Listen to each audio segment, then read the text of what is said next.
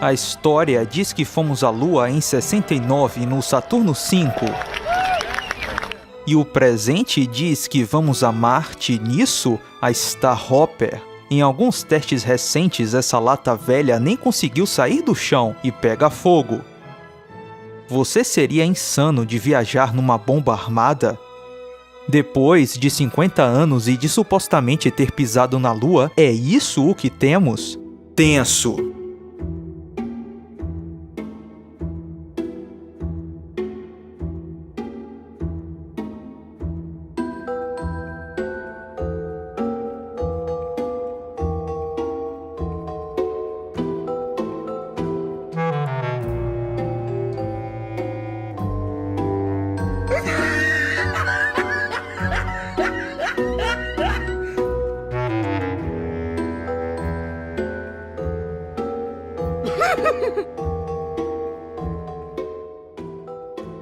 Okay, here we go.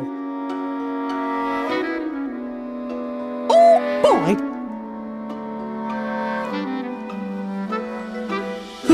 Hi there!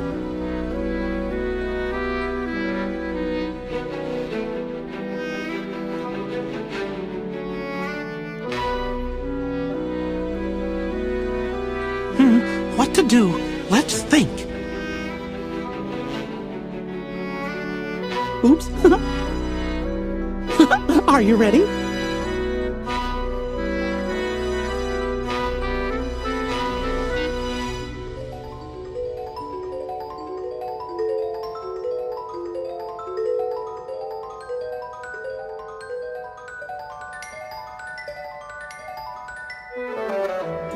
Oops. Good job. Well, what are you waiting for? Antes de falar sobre Hitler e a mulher na Lua, vamos falar um pouco sobre algumas fotos e vídeos das missões Apollo. Ao assistir esse vídeo, a primeira coisa que me vem à cabeça é: cara, que fake! E isso foi antes de ver a foto desse momento histórico do embuste. Essa foi a foto tirada no momento do pulo. Veja lado a lado o vídeo e a foto. Big one.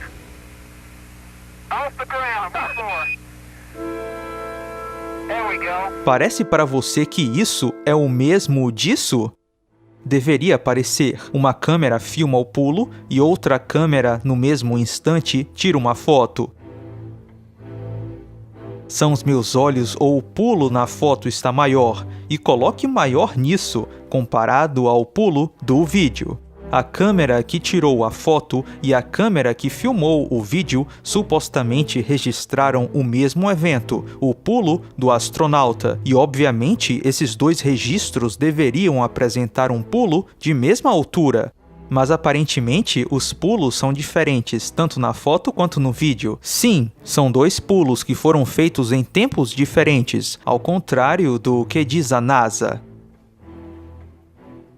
Há uma outra inconsistência entre o vídeo e a foto desse momento. Note que na foto existe uma aba em forma de triângulo acima da mochila do astronauta.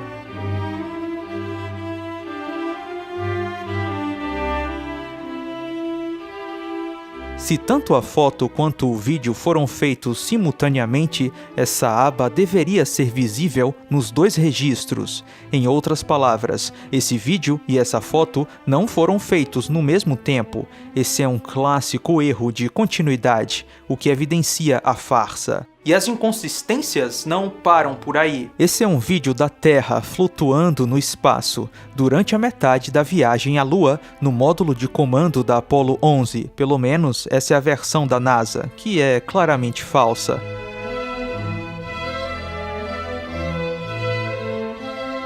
Vamos agora para a realidade. É uma foto da Terra em baixa órbita. Na baixa órbita, a Terra não pode ser vista em sua totalidade, mas você conseguiria simular uma Terra esférica na baixa órbita fazendo um vídeo através de uma janela circular. Você pode ver claramente que de fato é uma janela circular. Olhe para a borda, o círculo interior e exterior da janela da nave.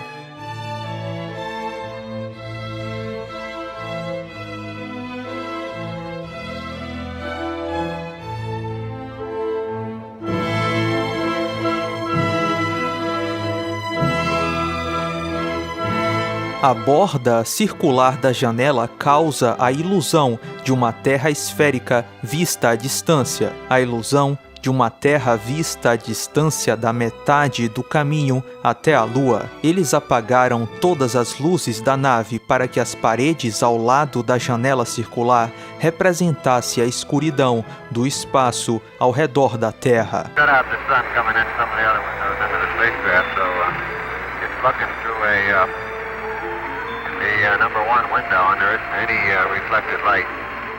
O que eles fizeram de modo genial foi colocar uma câmera próxima da janela circular da nave, que estava na baixa órbita da Terra. Na baixa órbita, a janela da nave estava completamente preenchida com a Terra.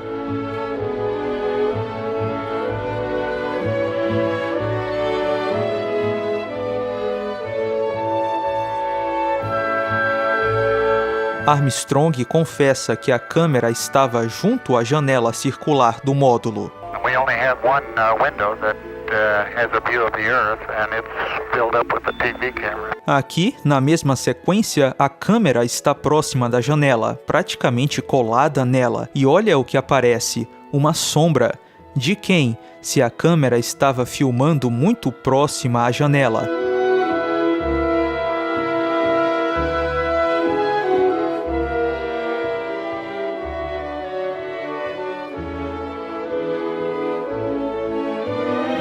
Nessa cena, a Terra tem uma forma bem esquisita, parecendo um ovo. Eles aperfeiçoaram a forma da Terra, adicionando um material escuro na borda da janela, o que permitiu moldar uma forma esférica para a Terra. Eles forjaram também essa linha que separa o dia da noite na Terra.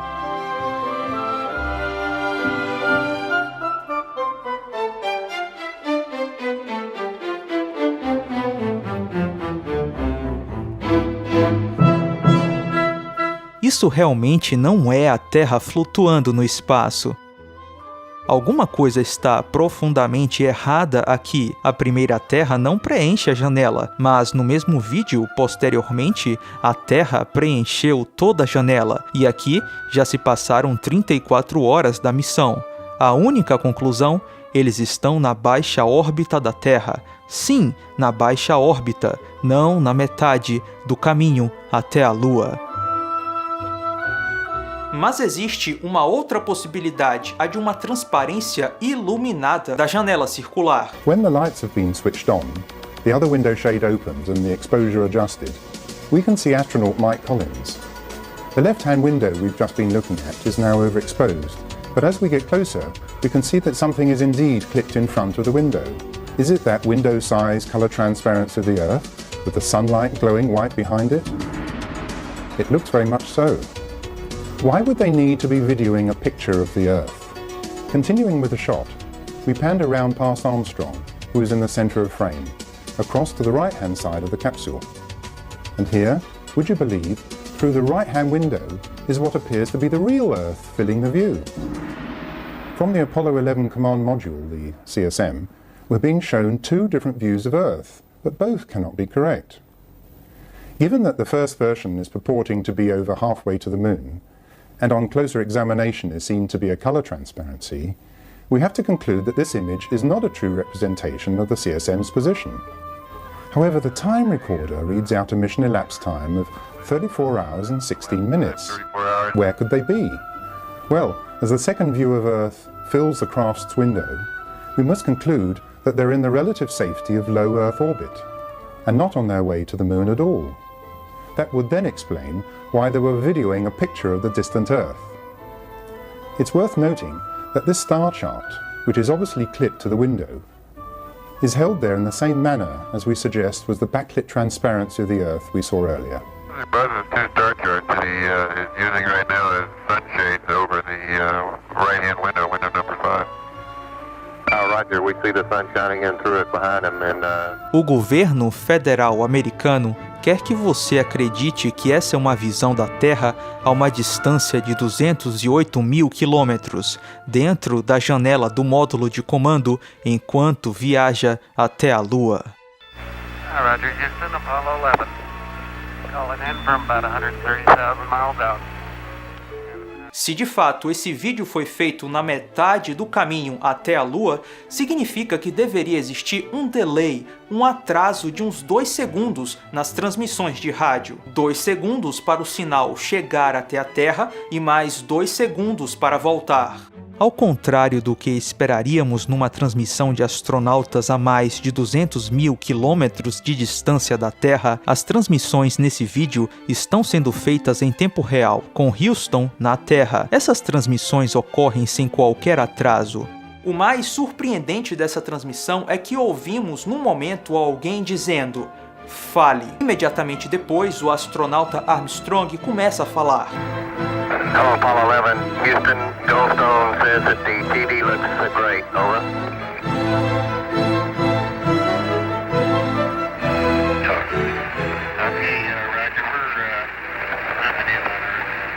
Essa voz não é de Buzz Aldrin nem a de Michael Collins, os colegas de tripulação de Armstrong. Muito menos é a voz do controlador de voo de Houston, que até então falava com a tripulação. Além disso, essa transmissão foi realizada num canal fechado, que só poderia ser feita entre a tripulação da Apollo 11 no caminho até a Lua e Houston aqui na Terra. Armstrong tem que falar no momento exato para simular um delay de 4 segundos. E depois da ordem para falar, ele fala, como se fosse uma encenação, o roteiro de um filme. Goldstone says that the TV looks great. Over.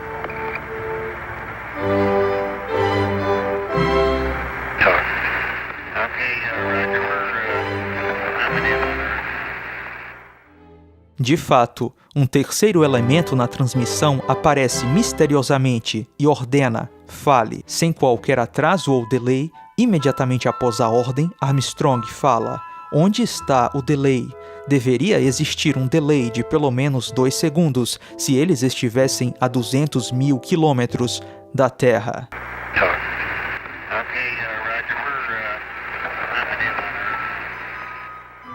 Esse foi um péssimo roteiro da NASA que, além de quebrar a física, deixou escancarado para todos a farsa. Surpreenda-se, mais de 40 anos depois das missões à Lua, ninguém voltou a sair da baixa órbita da Terra. Por quê? Porque não é possível sair da baixa órbita da Terra. Eles tiveram que fazer uma farsa para cumprir um sonho impossível na época e que é impossível hoje. Houston, we have a problem. Os registros das Apolos estão cheios de erros e inconsistências, incluindo sombras. Esse é um vídeo da Apollo 11. Repare que à medida que Armstrong se aproxima da fonte de luz, a sombra muda de comprimento, fica mais longa.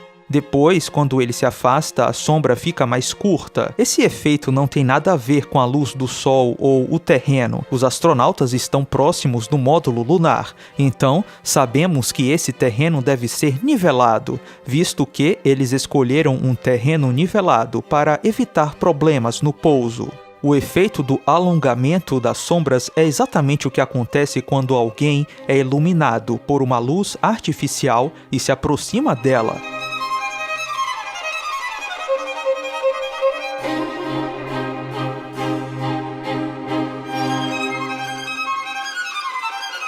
We're going to consider the shadow allegedly produced by Armstrong when collecting a contingency sample. The sun angle should have been just over 10 degrees above the horizon during this action. Compare that image with this Apollo 12 scene.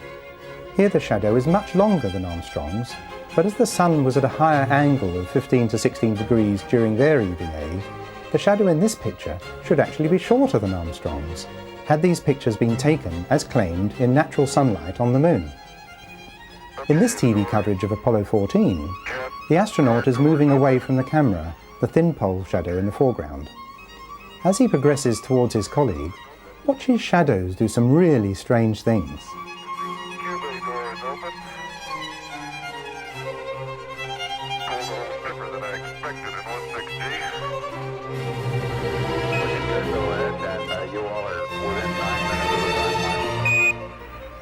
These variations in shadow length are consistent with moving away from, or nearer to, a large superlight, placed close to the subject. Esse é um vídeo da Apollo 15, o terreno aqui é plano. All kinds of freebies in today's simulation. Note que a sombra tem praticamente a mesma altura do astronauta. O próprio astronauta admite que essas sombras estão bem estranhas. Shadows really make a difference up here. E na mesma missão, numa outra cena e num terreno similar, vemos uma sombra completamente diferente, muito mais alongada. Que inconsistência! Essa inconsistência muito provavelmente é devido à mudança da altura do refletor entre as cenas. Outra curiosidade é a bandeira. A câmera que está fazendo essa filmagem é a câmera do módulo lunar. Se sabe que depois que a bandeira foi fincada, o astronauta não tocou novamente nela. Porém, tempos depois, nessa mesma missão, a bandeira muda completamente de ângulo. Como isso aconteceu?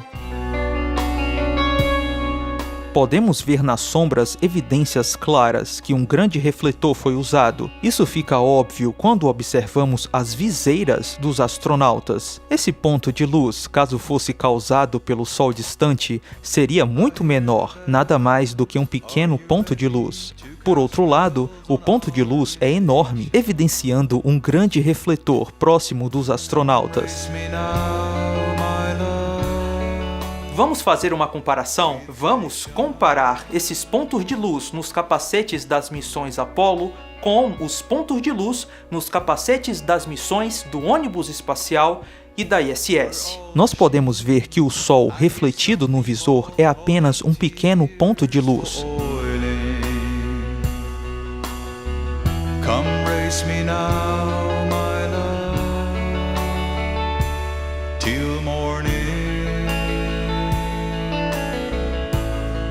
Nós só podemos concluir que esse enorme ponto de luz nas viseiras dos astronautas na Lua só podem ter sido iluminados por uma grande fonte de luz artificial próxima deles.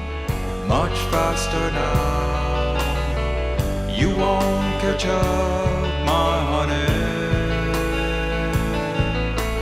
Down, down, come race me now, my honey.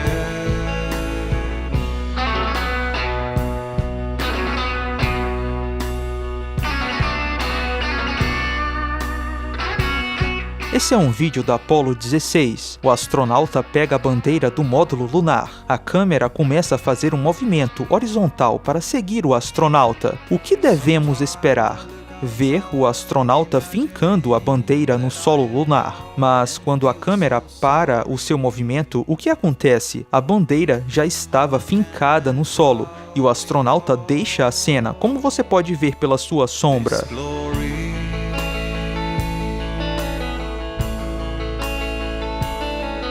And down this lonely road.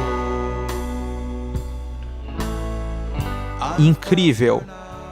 O astronauta saiu do módulo lunar, escolheu um lugar ideal para fincar a bandeira, pegou a parte inferior do mastro, juntou com a parte superior, ajustou algumas dobras e depois saiu de cena. Tudo isso com uma roupa pressurizada e uma mochila nas costas. De acordo com esse vídeo, o astronauta conseguiu fazer tudo isso em meros 69 segundos. Ouviu? Meros 69 segundos. Acredite se quiser.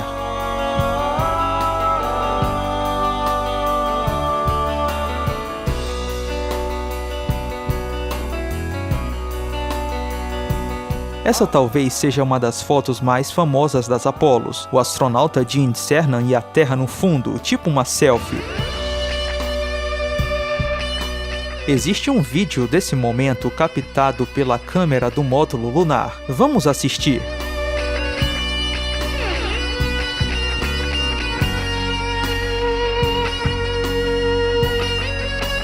O resultado desse ensaio fotográfico, essa bela e falsa foto. Uma questão: como o astronauta fotógrafo sabia que a Terra estava incluída no frame? Lembre-se que a câmera não tinha visor. Como ele teria certeza que tirou uma foto da Terra enquadrada junto com seu colega astronauta? E o mais curioso, com o mastro da bandeira apontando para a Terra. Interessante, mas esse não é o ponto principal. A posição da bandeira que entregou a farsa. Nós podemos ver nessa imagem que a bandeira é convexa em relação à câmera do astronauta. Ou seja, a dobra está na direção da câmera. Portanto, uma foto da bandeira na direção oposta deve apresentar uma forma côncava, mais ou menos assim.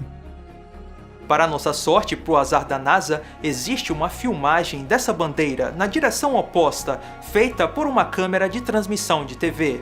E adivinha, a bandeira está também numa posição convexa em relação ao módulo, com sua dobra na direção do módulo. Se a bandeira está côncava de um lado, deve estar convexa do outro. Essa é uma demonstração clara que a bandeira foi modificada entre o momento da foto e o vídeo transmitido pela TV. Nós podemos concluir, portanto, pela evidência, que a transmissão para a TV e a cena da fotografia da selfie foram feitas em momentos diferentes, como um erro de continuidade. Sim, essa é outra evidência da farsa. Vamos assistir esse vídeo. Dá pra sentir que estamos ali dentro só por conta do som. O piloto fala e dá pra notar toda a tensão e as vibrações na fala dele.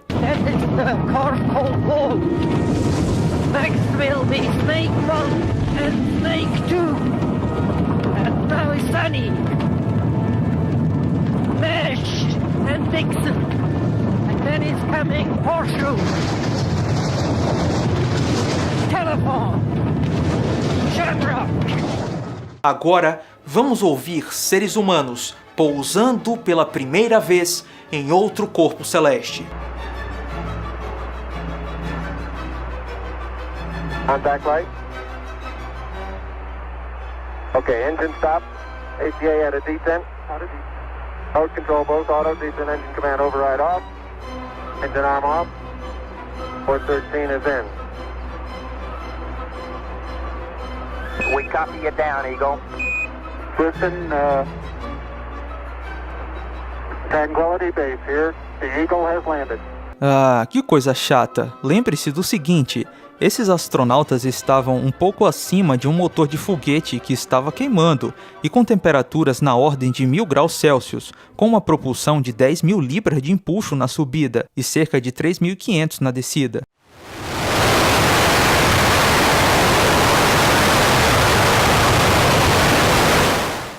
Lembre-se também que a cabine era pressurizada.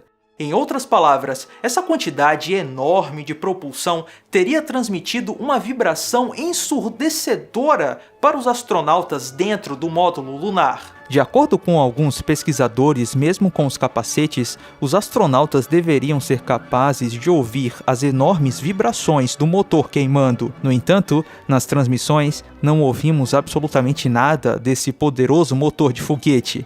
É difícil de acreditar nisso, não é? A voz dos astronautas na descida ou subida na Lua é surpreendentemente limpa, não há vibração ou qualquer coisa desse tipo, muito menos ouvimos qualquer barulho do motor de foguete abaixo deles. Até mesmo astronautas do ônibus espacial já declararam que o som da vibração dos propulsores do ônibus espacial era extremamente grande, mesmo no vácuo. E o ônibus espacial era muito mais robusto e rígido do que aquele módulo lunar frágil e alegórico. Eu gosto de cinema e técnicas de filmagem. E cara, eu fui assistir um vídeo da Apollo 12 e... Esse é um vídeo que o módulo lunar supostamente fez no momento da descida. A câmera do módulo está filmando uma suposta sonda soviética deixada na Lua, a Surveyor 3. Olha que movimento perfeito. É perfeito e impossível de fazer naquelas condições. Nem se o astronauta tivesse um estabilizador de vídeo, ele poderia fazer um movimento tão suave e perfeito assim, quanto mais uma câmera acoplada a um foguete enquanto pousa. Eu falei da teoria dos denunciantes. Pessoas dentro da NASA que denunciaram a farsa com pequenos detalhes. Uma sombra fora do lugar, erros de continuidade E por aí vai. Pequenas dicas deixadas para que nós, no futuro, pudéssemos perceber que foi uma farsa. E eu penso que uma das maiores denúncias em grandíssima escala está presente no filme 007, Os Diamantes São Eternos, um filme da década de 70. Esse filme possui inúmeras referências à farsa da ida à Lua. Aqui, podemos ver astronautas num set de filmagem com fundo falso de montanhas. Come on! What the hell is this? Amateur night? Stop him, Harry. E o filme foi feito em 71, enquanto homens ainda estavam supostamente pisando na Lua. Que denúncia fantástica!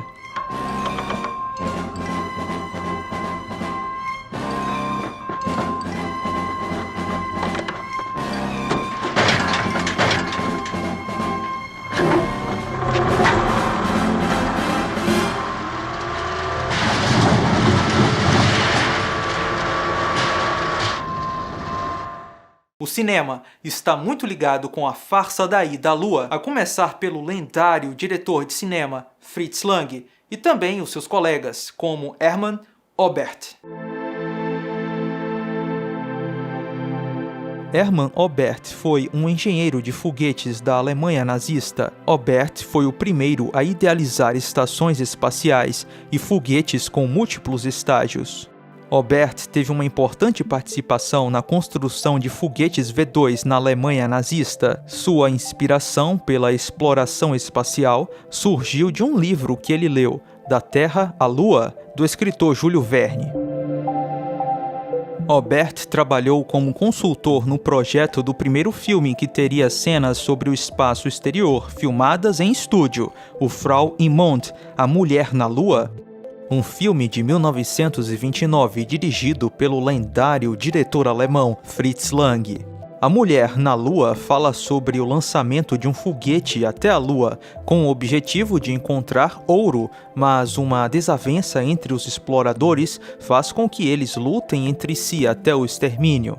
No final, apenas um homem e uma mulher sobram com vida, e eles terão que recomeçar a humanidade na Lua. As viagens espaciais através de foguetes foram apresentadas às massas pela primeira vez através desse filme.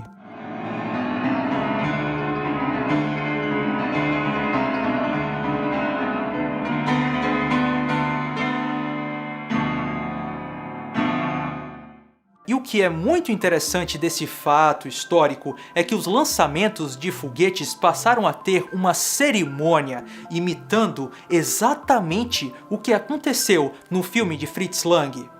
A NASA seguiu exatamente a receita do filme, um foguete com múltiplos estágios. À medida que o foguete sobe e queima combustível, descarta um estágio, e o próximo estágio é ligado, levando a tripulação para a distância. O foguete do filme da década de 20 de Lang, A Mulher na Lua, tinha 3 estágios. O Saturno V também tinha 3 estágios.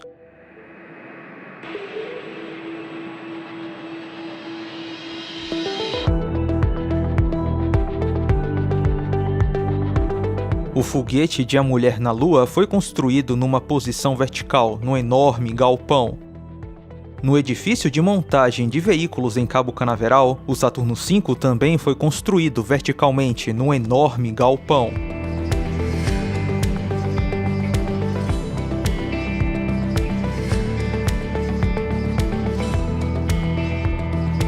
O foguete de Lang saía do galpão até a base de lançamento, levado por um veículo de esteiras. Da mesma forma, a NASA faz hoje.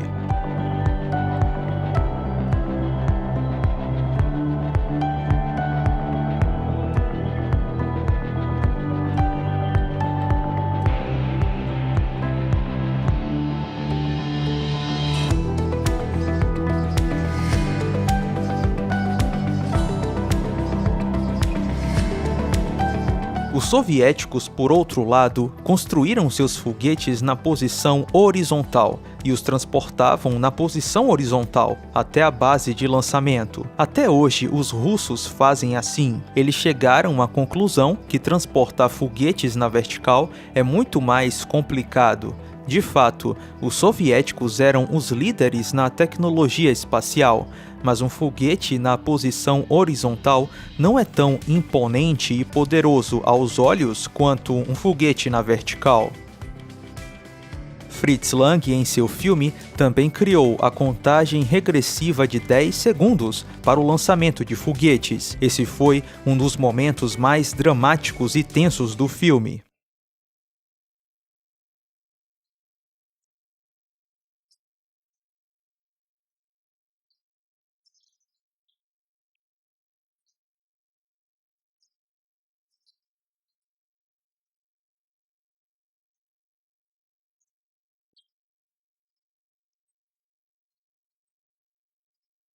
A NASA, imitando o filme de Lang, incorporou em seus lançamentos essa contagem regressiva para tornar o lançamento mais dramático e tenso ao público. 4, 3, 2, 1, 0. All engine running. Liftoff. We have a liftoff. 32 minutes past the hour. Liftoff on Apollo 11. Tower clear. Neil Armstrong reporting the roll and pitch program, which puts Apollo 11 on proper heading. Para evitar que as pessoas dentro do foguete flutuassem na microgravidade, Lang usou garras de pés.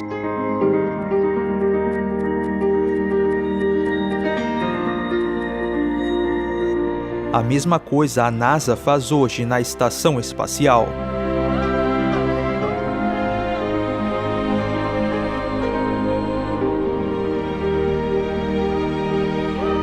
E as bolhas de água na microgravidade também apareceram nos filmes de Lang e se tornaram um padrão nas filmagens da NASA da estação espacial. That bubble will keep getting bigger and bigger and bigger. I'm gonna make it kind of big, and then watch what happens when I stick my hand to it. I could drink my lemonade right from my hand. Oh, and look, I almost lost my drink bag. If you turn your back, everything floats away. Oh, there goes water everywhere. Okay. Floats away. Oh, there goes water everywhere. Floats away. Oh, there goes water everywhere. Floats away. Oh, there goes water everywhere. Water is also very dangerous on the space station because we have a lot of electricity. So we need to be very careful. E por fim, uma das cenas mais memoráveis do filme, orbitando a Lua e vendo a Terra à distância. Uma cena já imaginada em 1929 e supostamente concretizada 40 anos depois com Apollo 11.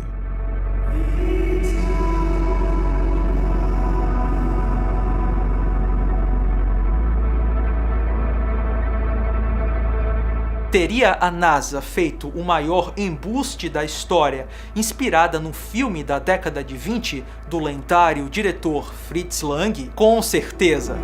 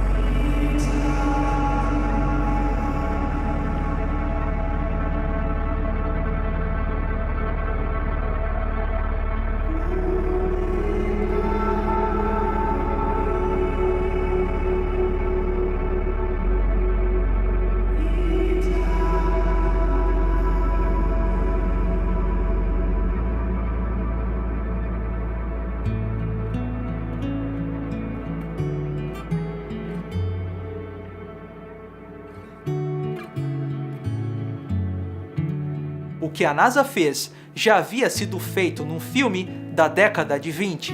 Encare isso. Fritz Lang foi o maior diretor da sua época e tinha como consultor Hermann Oberth, Também o maior engenheiro de foguetes daquele tempo, que posteriormente foi trabalhar na NASA, ao lado do seu pupilo Wernher von Braun.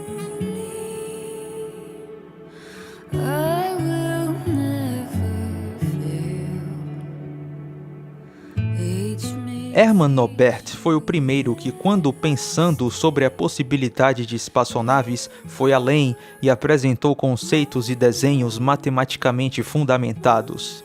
Particularmente devo a ele não somente ser uma inspiração na minha vida, como também permitir-me o primeiro contato com aspectos teóricos e práticos dos foguetes e viagens espaciais. Um lugar de honra deveria ser reservado na história da ciência e tecnologia por suas contribuições revolucionárias no campo da astronáutica. Oberth, já nos Estados Unidos, veio a trabalhar novamente com seu antigo aluno, Wernher von Braun, que estava desenvolvendo foguetes para a NASA. Entre 55 e 58, junto com von Braun, Oberth contribuiu no lançamento do primeiro satélite americano, o Explorer 1, e se juntou aos cientistas nazistas empregados pelo governo americano. Entre 29 e 33, von Braun e Oberth produziram um filme promocional para convencer Hitler a financiar a construção de foguetes. O filme foi feito misturando cenas bem-sucedidas do lançamento de foguetes de von Braun e Oberth, junto com cenas de A Mulher na Lua, de Fritz Lang. E eles apresentaram esse vídeo para Hitler como se fosse um vídeo 100% real. Em outras palavras, von Braun e Oberth tiveram que mentir, apresentando cenas do filme de Lang como se fossem reais. Isso foi feito para incentivar Hitler a continuar investindo na pesquisa de foguetes da Alemanha nazista. Impressionado com o vídeo e o projeto, Hitler imediatamente ordenou que a pesquisa de von Braun e Oberth fosse financiada sem qualquer limite, custeando todo o desenvolvimento, o que, obviamente, foi feito por investidores privados do Terceiro Reich. Hitler escalou Walter Dornberger para chefiar o departamento de armas alemão, que vigiaria o projeto de von Braun e Oberth. Anos mais tarde, Dornberger iria para os Estados Unidos trabalhar na NASA. Dornberg tinha dito para von Braun que eles teriam problemas com Hitler se a ficção não se tornasse rapidamente realidade. You were forced to join the Nazi Party, as I understand it. No, this isn't quite right. I got a letter one fine day which said, "We understand you would like to join the party."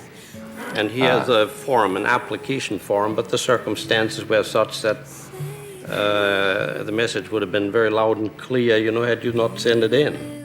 Von Braun escolhe então o lugar para a construção dos seus foguetes, uma ilha selvagem e isolada chamada Peenemünde. Montagem, armazenamento de combustível e centro de lançamento. Toda a operação nazista para a construção de foguetes estava centralizada em Peenemünde. Os nazistas usaram dezenas de milhares de pessoas, vindas de campos de concentração, como mão de obra escrava para construir foguetes em Peenemünde.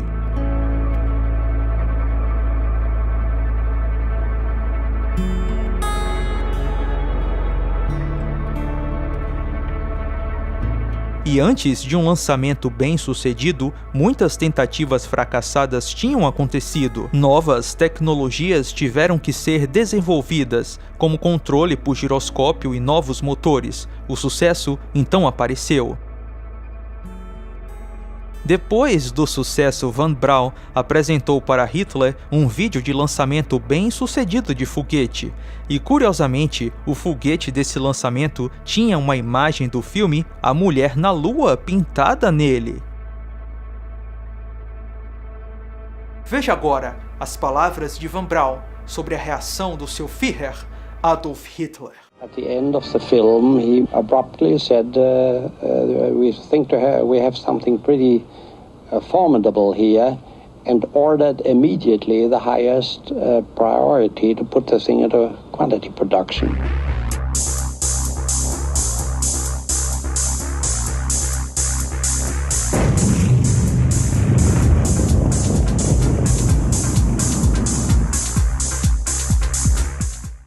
Hitler ficou extremamente animado e investiu quantidades enormes de dinheiro na pesquisa e desenvolvimento de foguetes. Mas as coisas começaram a piorar.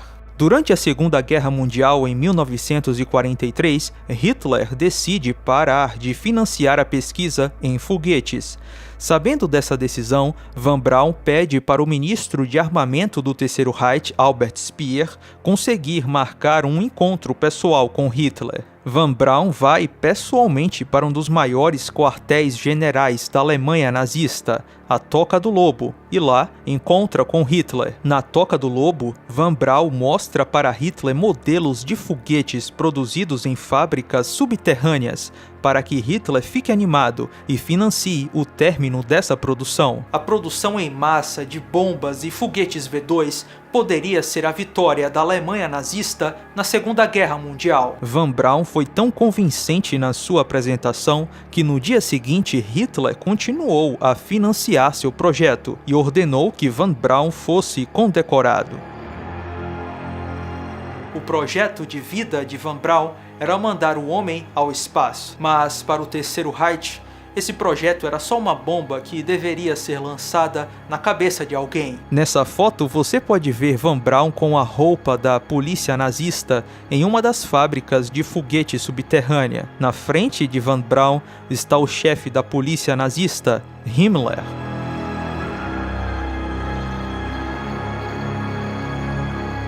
Essas fábricas subterrâneas eram campos de concentração de trabalho escravo. Dezenas de milhares de escravos, esqueléticos e sem ver a luz do sol, trabalhavam incansavelmente para construir foguetes de Von Braun que mataram milhares de britânicos e outros aliados.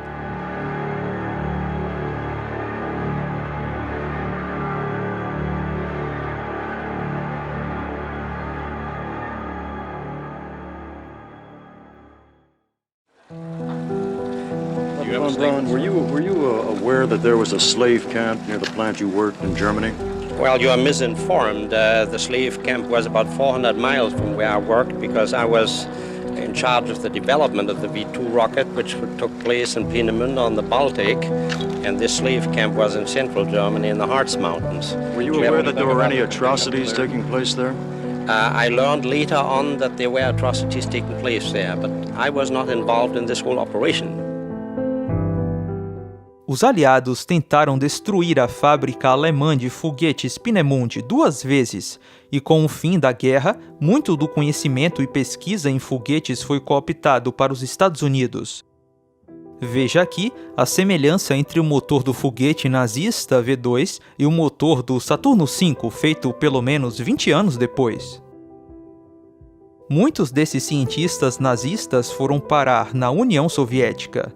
Stalin injetou grandes quantidades de dinheiro em foguetes, e a União Soviética rapidamente se tornou a líder e pioneira em assuntos espaciais, vencendo os Estados Unidos. A pesquisa em foguetes nos Estados Unidos acontecia muito mais devagar do que na União Soviética, mas de modo surpreendente foram os Estados Unidos que colocaram homens na Lua. Sei. Was there ever really a space race in the true sense of the word? If we were racing the Russians to the moon, and if we beat them, why didn't they do it the next year, or 5 years later, or 10 years later, or even 25 years later? Why didn't they ever do it? And usually the response is, well, they got so discouraged because we beat them to the moon that they gave up. Well, if that were true, then why didn't we give up when they beat us with the first satellite into orbit, or the first man, or the first woman, or the first space station? Why did we keep struggling with them the whole time, and why the very first time we beat them in something major, did they give up? And why did they give up so thoroughly that they never went at all? Of course, we know at a very high level the Russians and the Americans have been in bed together for a long time. I mean, the Russian Revolution was financed by Wall Street. This is known. Beginning October 18, Soviet cosmonauts Andrei Nikolaev and Vitaly Sevastyanov toured the U.S. and several NASA field centers. During that same month, the United States and the Soviet Union agreed to study ways that American and Russian spaceships could meet and join in space. Richard Feynman, um proeminente físico americano, ganhador do Prêmio Nobel de Física, diz que as explicações e metodologias utilizadas pela NASA não são nada confiáveis. Parece que, seja qual for o propósito, seja para consumo interno ou externo, o gerenciamento da NASA exagera a confiabilidade de seu produto, até o ponto da fantasia. Ouviu? Vou repetir. O gerenciamento da NASA exagera a confiabilidade de seu produto até o ponto da fantasia. Uau! Continuando. A NASA não deve aos cidadãos de quem pede apoio franqueza, honestidade e informação, para que esses cidadãos possam tomar as decisões mais sábias para o uso de seus recursos limitados. Para uma tecnologia de sucesso, a realidade deve ter precedência sobre as relações públicas, pois a natureza não pode ser enganada. A NASA pode ter o dinheiro e a influência que for, mas ela não pode criar uma nova física, muito menos mudar as leis naturais.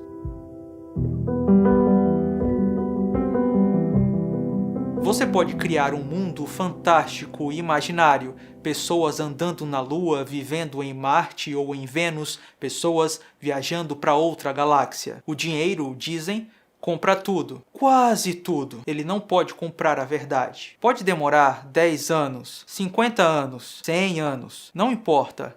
No fim, a verdade vai prevalecer.